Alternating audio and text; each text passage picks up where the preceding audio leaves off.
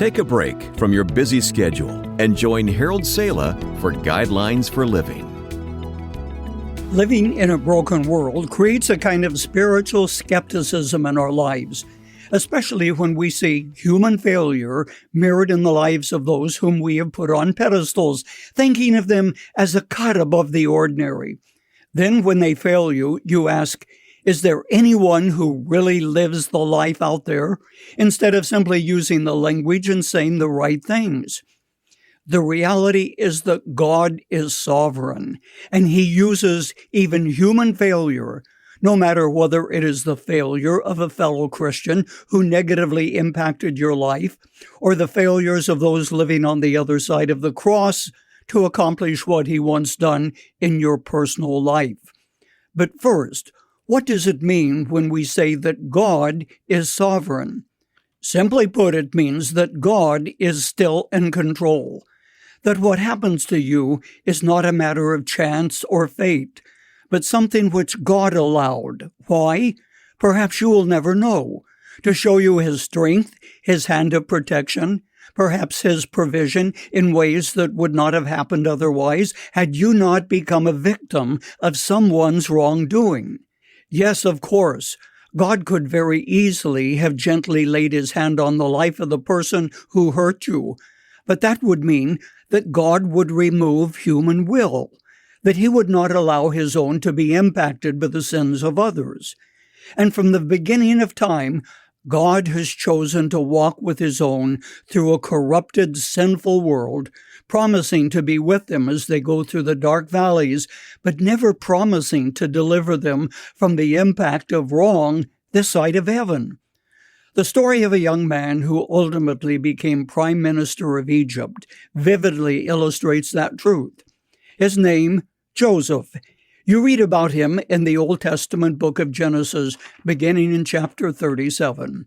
The story, briefly, is that he was first a victim of his brother's hatred and jealousy. He was stripped of his clothing, thrown into a pit, barely escaped death, being sold to Midianite traders who sold him into slavery. That was his first dark encounter with human failure. Fast forward a bit. Then Joseph is bought by one of Pharaoh's officials and finds success as the manager of his household. He's on his way up, right? Not exactly. Refusing the advances of his employer's wife, he ends up in prison. He's back to square one on the game board of life. Ultimately, however, he became very powerful as prime minister and ultimately saved the lives of his entire family. Now, here's the point.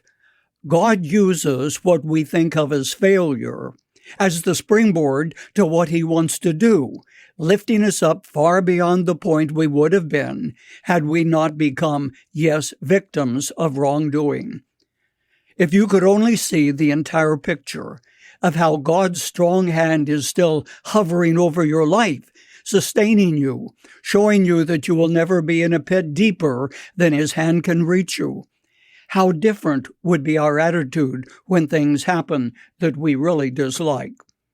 Of course, no one would choose the nakedness and shame of being thrown into the cistern, or eating the stale bread of a dark prison, wondering if you would ever know freedom again, or facing the long night of suffering.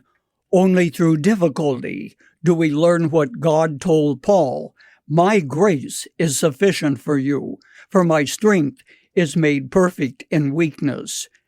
It is still true, friend. Eventually you will understand.